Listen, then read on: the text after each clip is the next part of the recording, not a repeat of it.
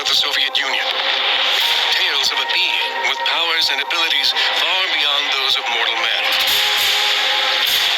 As I said, Mr. President, of course I understand your concern, but I assure you the Luthor Company has this under control. I don't blame those among you that fear me, for you've been taught to fear all your lives. This is a world where the strong rule. And you are the strongest of all of us. It is only a matter of time, very little time, until all of Western Europe is absorbed, is taken by the Soviet Superman. Look alive, Lanterns. We've got it coming. I'm honored to have you here, Ambassador. Call me Diana. And what shall I call you? Superman. You think you're going to stop me, Batman?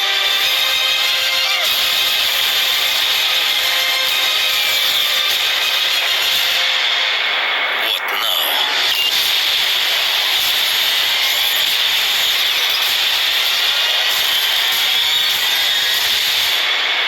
Now I save the world.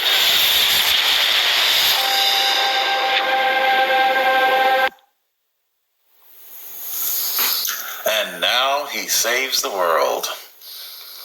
I guess there are a lot of people out there right now who think they're doing that.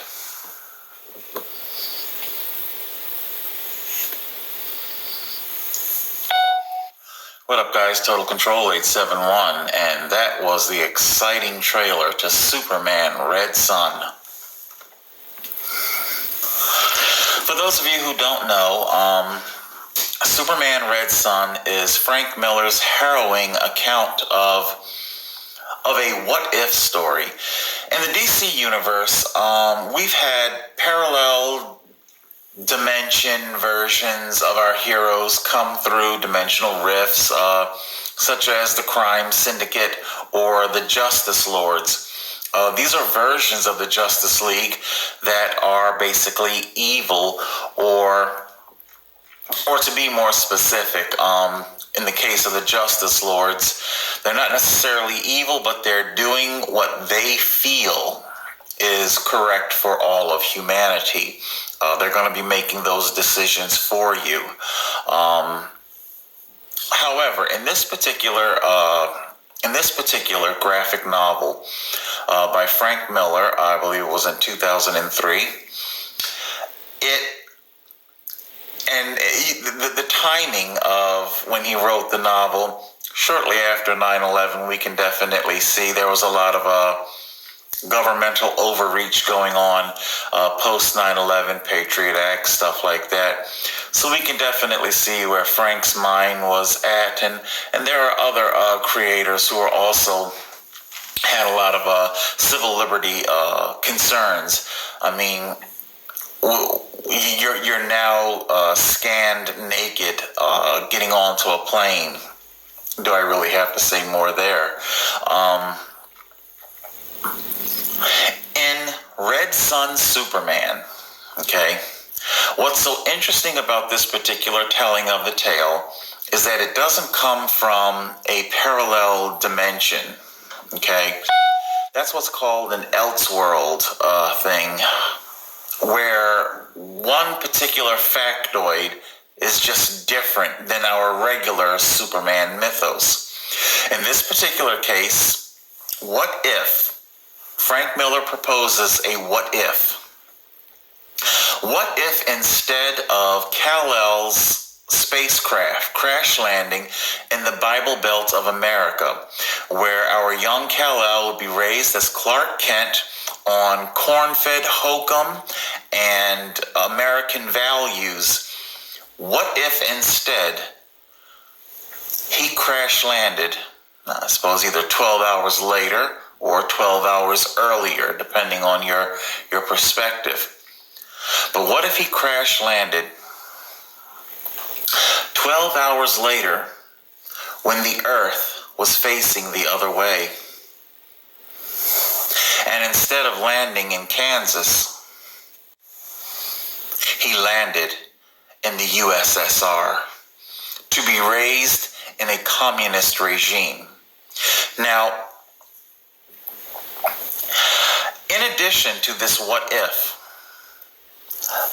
the thing that's so incredibly intriguing about Red Son Superman is that there is no good or bad. There is no good guy and no bad guy as we know it in traditional storytelling. In it, we have our Lex Luthor, who is American, and our Red Son Superman, who is Russian, as we see in this telling of the tale.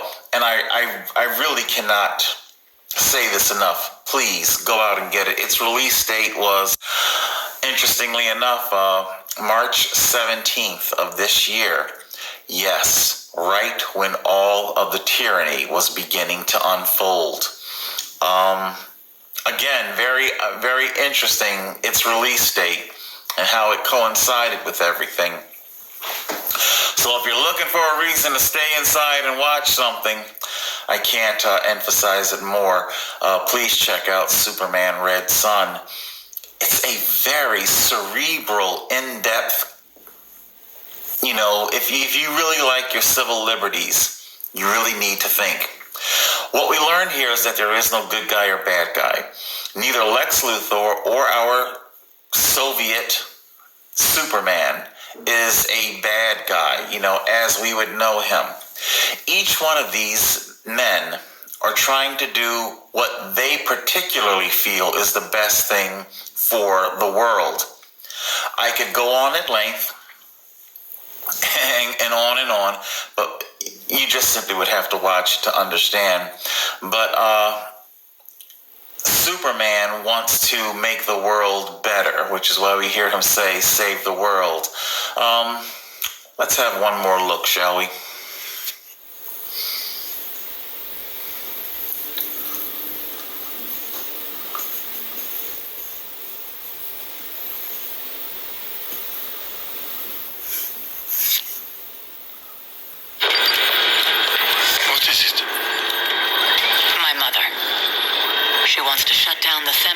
Embassy.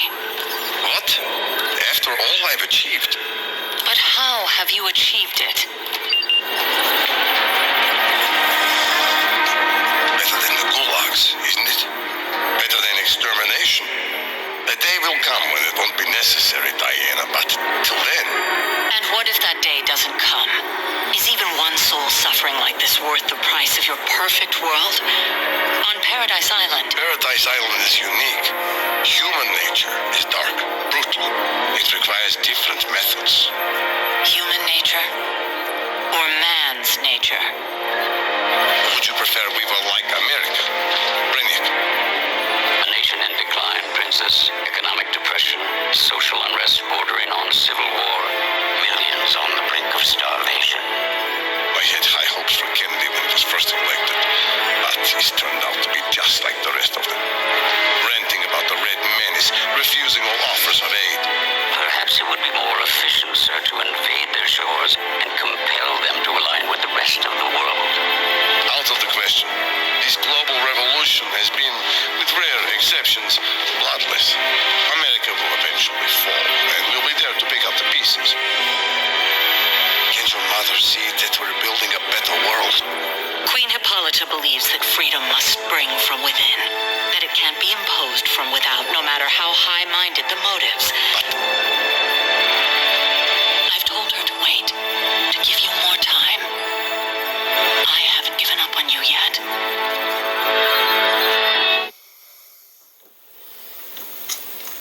Absolutely incredible.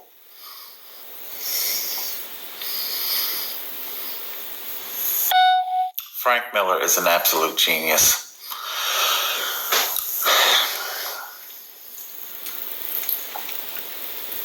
He truly believes that what he's doing is for the best, for the betterment of the world.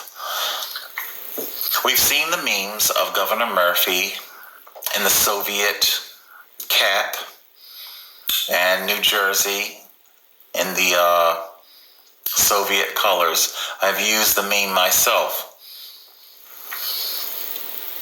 In my past dealings with police, Officer Ralph Burke, New Jersey State Trooper Christopher Griffin, and Goral, Officer Devlin, Sergeant Purr, all these people who think that they're doing the best thing for you. And of course, who could forget State's Attorney Detective Defuel pulling me over because, after all, he thought that I needed help in transit.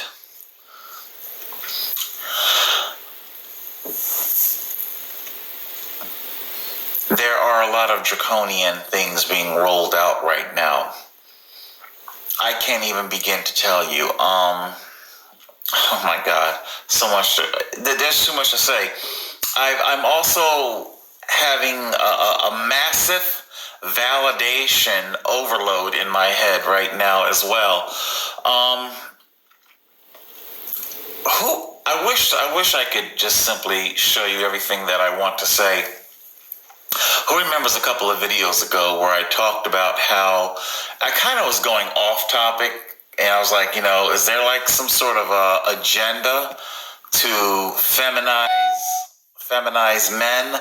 And I really didn't want to go too far off into that because I know Alex Jones went way off into the weeds on some kind of a transsexual frog thing. I'm still not completely straight as to what the fuck he was trying to say.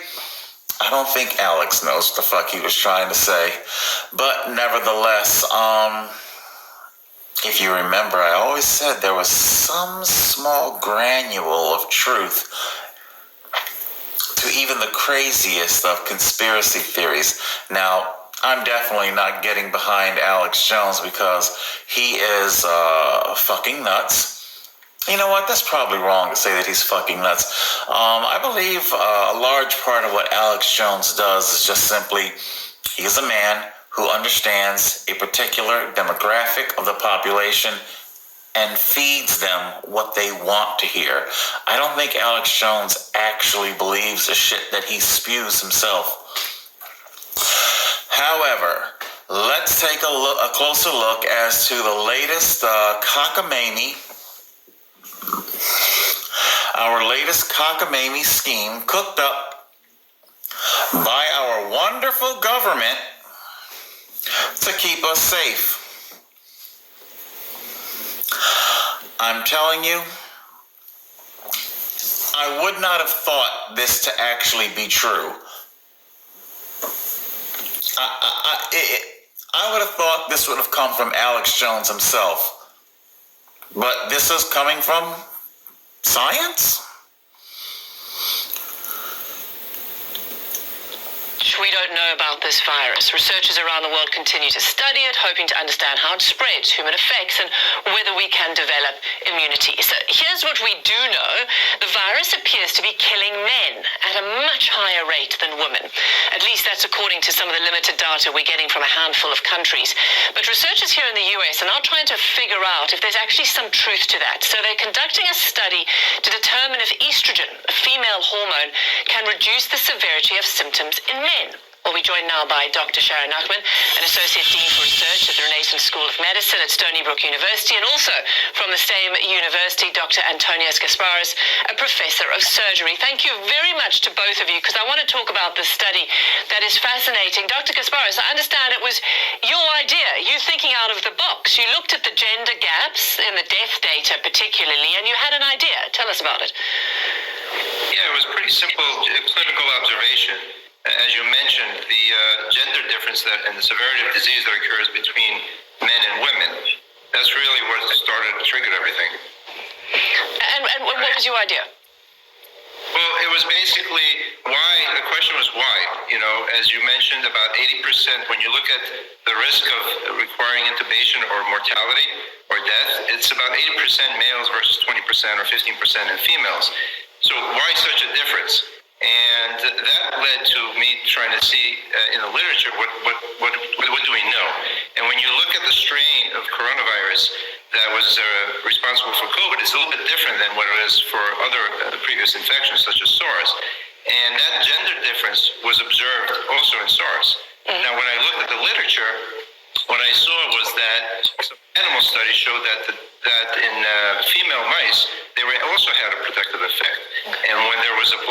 estrogen in those female mice, that protective effect was gone. So the fate of the female mice was similar to the males. We do hope that will help protect them against the virus. We are only enrolling people who are symptomatic from the virus, who have positive COVID testing. So we are thinking that everyone who is in the study will in fact have already acquired COVID. So we're hoping it will protect them from progressing from the disease. It's so fascinating. And Dr. Gasparis as well. I mean, I also understand, and I know I've spoken to a few midwives and obstetricians, and we're looking to enroll about the first 100 patients first and see that, we expect if there's a significant difference, that we will see a trend to that after our first 100 patients, which we hope to get within the next 2-3 months. Oh, that's quite soon. And you've started, I mean, what do you tell men, Dr. Nachman? You say to them, they're coming in with a cough, that they might have symptoms. How are you convincing them that they need to take female hormones? Is that a problem? We're not phrasing it, take this female hormone. Yeah. We're telling them that this short time frame of using a patch with a medication called estrogen will in fact help their symptoms perhaps go away. And we are getting uptake from most of the men. I think the young men are perhaps a bit of a harder sell because they are concerned about, are they going to have any downstream effects from the estrogen? But after talking with them for a few minutes, they do recognize this is a serious and significant infection. And in fact, this short-term estrogen patch may help. As you know, because it's a patch, and if Wow.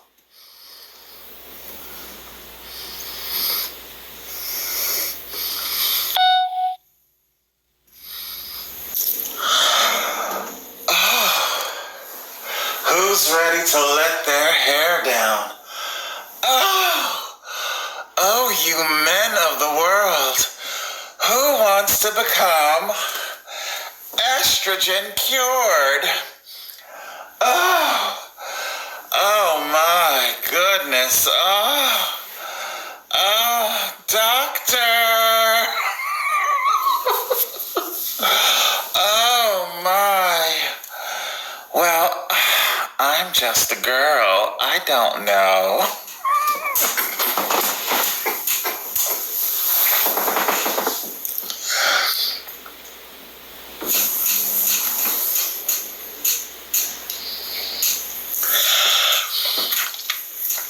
Who's ready to get their estrogen patch?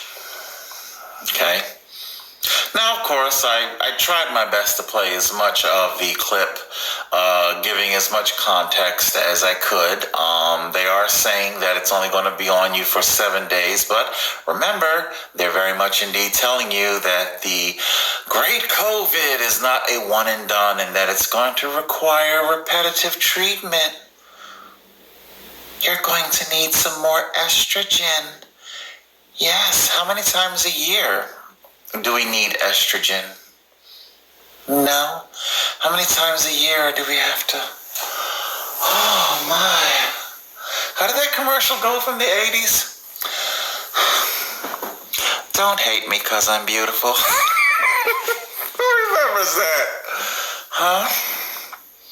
Who's ready to be hated because they're beautiful? Oh my. Well, I don't know. What can I tell you? There is some seriously diabolical shit rolling out.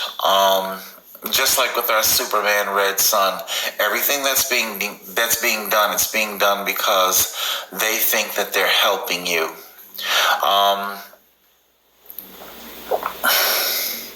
Let's switch to some more science.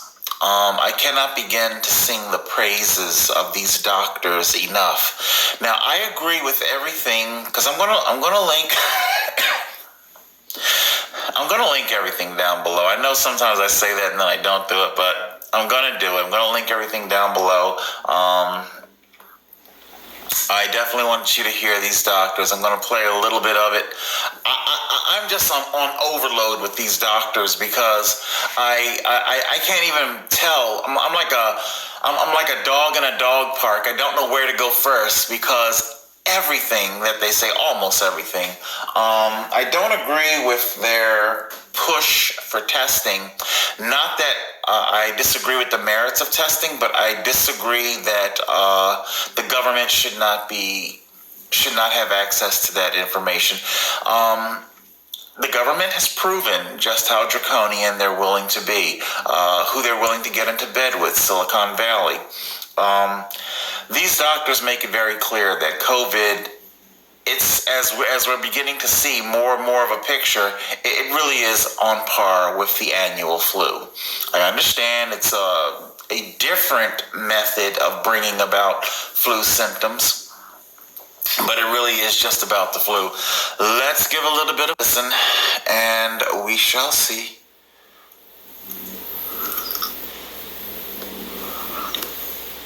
Okay. Well, thank you, everybody, for coming out. We've really wanted to come together today and kind of just talk about... I'm just going to jump around. Deaths in the United States were 43,545, similar to the flu of 2017-2018. We always have between 37 and 60,000 deaths in the... More context. Yesterday, we've tested over 4 million. If you guys have studied globally what's happening, that's double what any other country. Germany's at 2. I realize their populations are lower, but the fact that we were able to ramp up and do 4 million is pretty impressive, which gives us a 19.6% positive out of those who were tested for COVID-19. So if this is a typical extrapolation, 328 million people times 19.6 is 64 million. That's a significant amount of people with COVID. It's similar to the flu. If you study the numbers in 2017 and 2018, we had 50 to 60 million with the flu. And we had a similar death rate. The deaths in the United States were 43,545, similar to the flu of 2017-2018. We always have between 37 and 60,000 deaths in the United States every single year. No pandemic talk, no shelter. Let's jump down. Virology studies. We've made it our life's work to understand this stuff. And here, I'd like to go over some basic things about how the immune system functions, so people have a good understanding. I want you to 24,000 to 62,000 deaths each year. We had about 45 million total cases in 2017 with about 62,000 deaths, or a 0.13 chance of death from flu in the United States. As you know, our other numbers were 0.02. So the lethality of COVID-19 is much less. Now, you've got hotbeds of it in New York, but again, we went over the numbers, 0.1% chance of death. Widespread, small amount of deaths. It's similar to flu, as a matter of fact. If we follow the science, as we've been asked to do, I'm following the science. This data is generated by the CDC, World Health Organization. The testing is generated by what we have done here. So we are following the science. Now I want to talk about the immune system. Dr. Satie used to teach for immunology. We both had years of microbiology, biochemistry, and virology studies. We've made it our life's work to understand this stuff. And here, I'd like to go over some basic things about how the immune system functions, so people have a good understanding. The immune system is built by exposure to antigens, viruses, bacteria. When you're a little child crawling on the ground, putting stuff in your mouth, viruses and bacteria come in, you form an antigen-antibody complex, you form IgG, IgM. This is how your immune system is built. You don't take a small child, put them in bubble wrap in a room and say, go have a healthy immune system. This is immunology, microbiology 101. This is not something, this is the basis of what we've known for years. So what I'm seeing is when you take human beings and you say, go into your house, clean all your counters, Lysol them down, you're going to kill 99% of viruses and bacteria, wear a mask, don't go outside. What does it do to our immune system? Our immune system is used to touching. We share bacteria, staphylococcal, streptococcal bacteria, viruses. We develop an immune response daily to this stuff. When you take that away from me, my immune system drops. As I shelter in place, my immune system drops. You keep me there for months, it drops more. And now I'm at home, hand washing vigorously, washing the counters, worried about things that are indeed what I need to survive. Let's follow the science. This is immunology, folks. This is microbiology. This is what we've combined together. We have 40 years of experience in this. This is common sense immunology.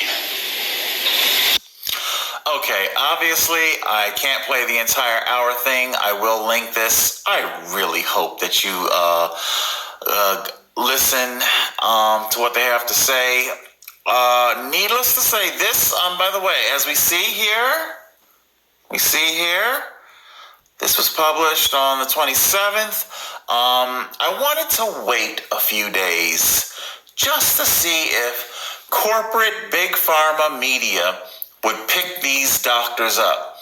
These are not quacks. They're not like GNC and they wear the white lab coats and shit. Like they're somebody, right? They're not quacks. They're not, some of you might disagree with me, they're not like how a chiropractor will call themselves doctor, or these are actual medical doctors that run a clinic, accelerated something or another. If I find their stuff, I'll post it down below too. But they, as you just saw, they have many years, many decades in infectious disease, virology. Corporate media did not pick up this news conference at all. At all. Oops. I want you to look, and you'll see, like, we have one here that's I got a 16-minute one that only has 2,000 views, and we see it. There's ample Murphy and Como. So Silicon Valley, okay, here we got again 7,000 views. A 12-minute one, and I think we got divine testimony. So we have, obviously this person is religious. They're probably weary of the mark of the beast, as is myself. I think I saw another one that said detox something or another. So they're probably into that sort of thing. So the point is that, here it is. Detox life. So there's a people, and in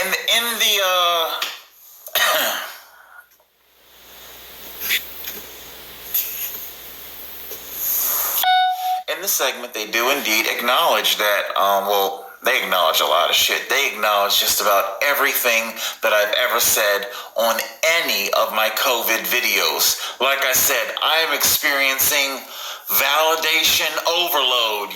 They just validated the shit out of everything that I said.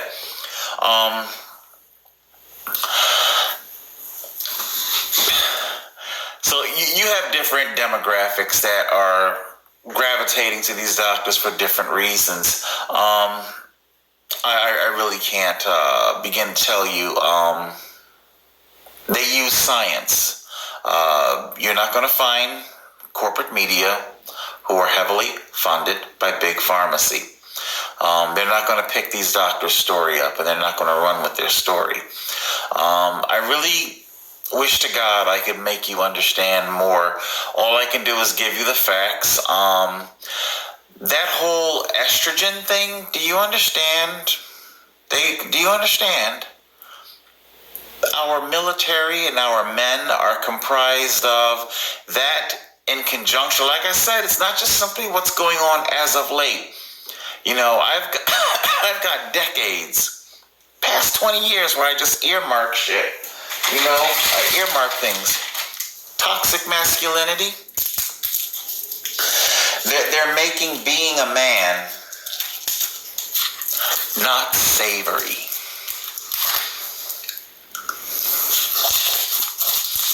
Okay? And being soft.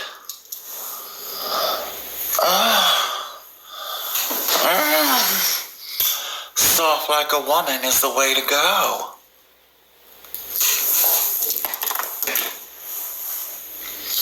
Yeah, I got your woman right here, goddammit.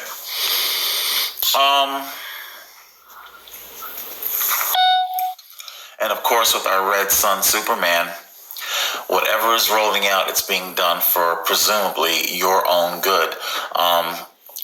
That's where I was going with that thing. Lex Luthor isn't a bad guy. Superman isn't necessarily a bad guy. They just simply want to save the world. You might want to stop right now, because I'm about to spoil the ending to Superman Red Sun. You would have to understand the mythos of Superman, though. Do you know who the character Brainiac is? Okay, Brainiac was that guy that was talking while he was talking with the robot that was talking to President Superman while he was talking with Diana. Brainiac shrank the city of Kandor and put it in a bell jar for his collection. And our Superman, our American Superman in the regular mythos, has been toiling away for years looking for a cure, a remedy to bring them back to full size, to reverse the shrinking process. Now,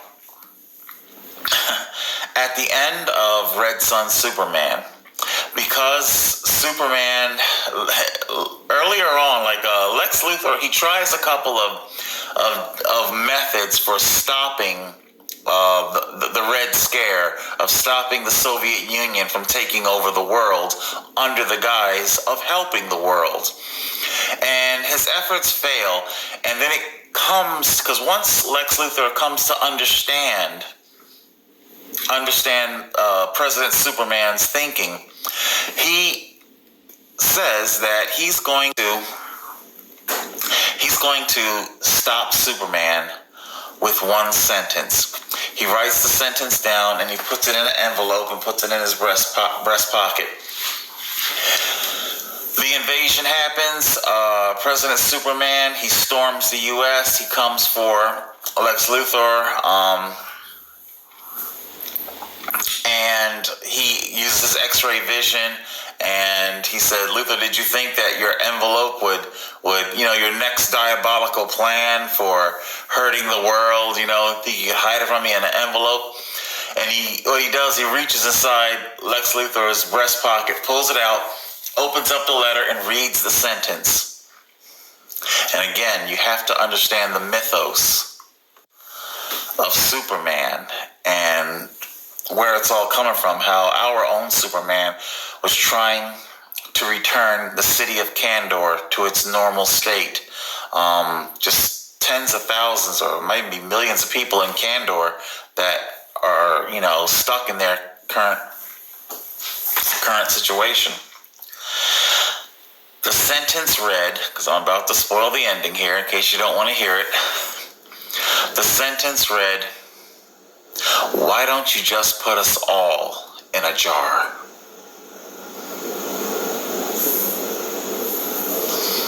I mean, you've been struggling to restore Kandor. Why? If you want to protect us, to keep us, if you want us, I need to get sponsored. If you want to,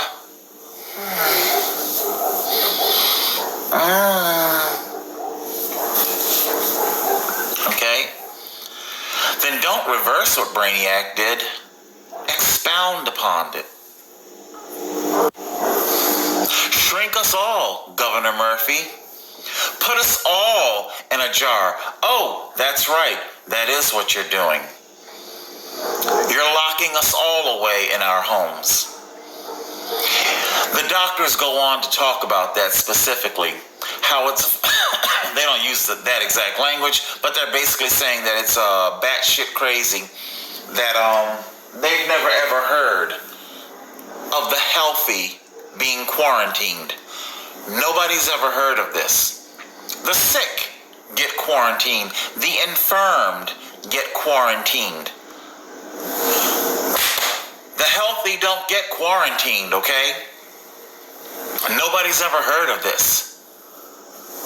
So, I really hope you take the time to listen to the doctors. The press, there was some press there, and they put the doctors through their paces. This wasn't a fluff piece. And the doctors handled themselves quite well. They answered the questions. There was no hemming and hawing. They put it out there. I do want to play you the last end of it because they talk about certain things of safety and the notions of control. Let's give a listen if you can. Actually, what do you say we switch to a different ending here? Hey guys, what up? Total Control 871. No, your eyes and ears are not deceiving you. This video was taken down by YouTube with no reason given other than some rubber stamp violates content. Content violates community standards. Makes absolutely no sense whatsoever. What part of this? There is no threat. There is no anything. Clearly, it is my personal. After reviewing the video a number of times, the only conclusion that I can come to is that Silicon Valley, Google, Alphabet, YouTube do not like these doctors.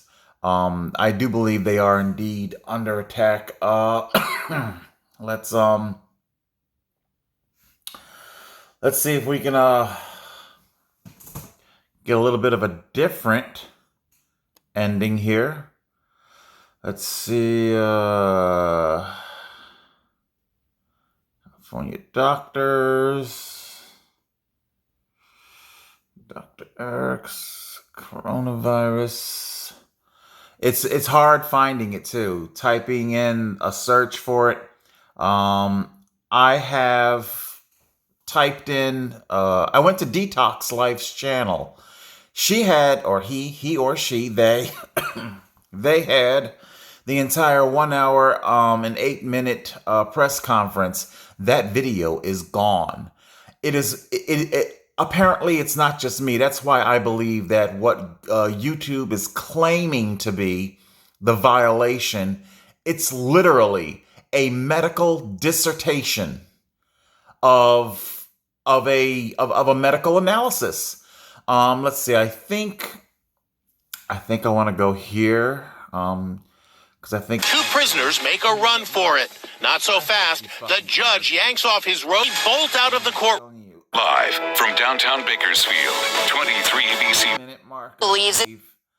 Schools start getting kids back to the immune system. On Wednesday, accelerated urgent care doctor Dan Erickson argued publicly that it's time to reopen Kern County. And he said that our local Kern County Public Health Department agrees with him. I've talked to our local head of the health department, and he's waiting for that. Even though they're in agreement with me, they're waiting for the powers that be to lift. But in a press briefing Thursday, Public Health said Director Matt Constantine was not in agreement with Dr. Erickson on that issue. Our director has not concurred with the statements that were made yesterday about the need to reopen. Their message staying the same. Now is the time to remain very vigilant and stay at home. And translation, the master oligarchy has gotten to them. Let's see. I don't know. It might not be that. By the way, all that seems to be left of Dr. Erickson press conference are these type of 2 or 3 minute news segments where, excuse me, where the news outlet will frame and articulate the context of it. In other words, they're trying to put a negative spin on it. I think this is it here, this particular one, and I think. Yeah, Jessica, the doctors say that they have compiled their.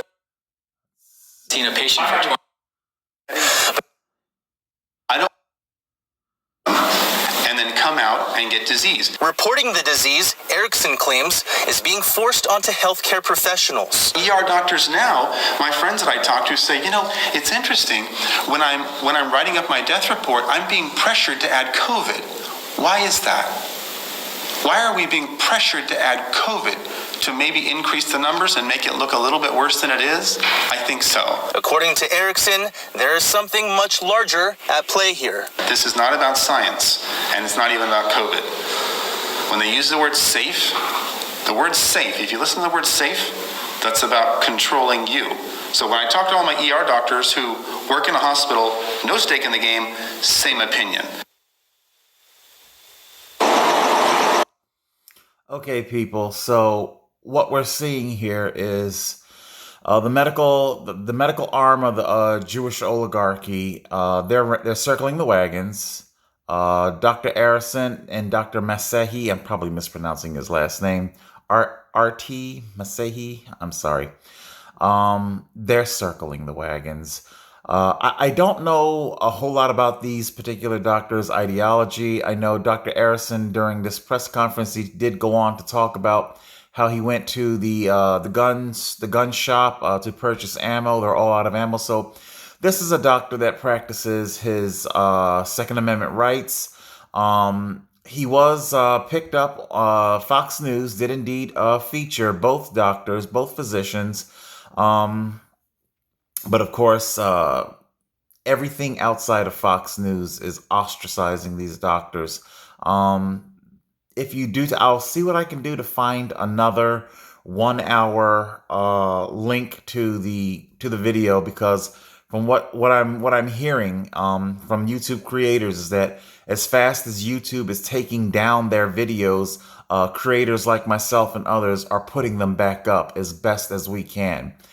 People, it's a draconian thing that's happening right now. Did I not tell you this was going to be a war? So we are now in the beginning phases of going to war with the government and Silicon Valley. Choose wisely. Total Control 871.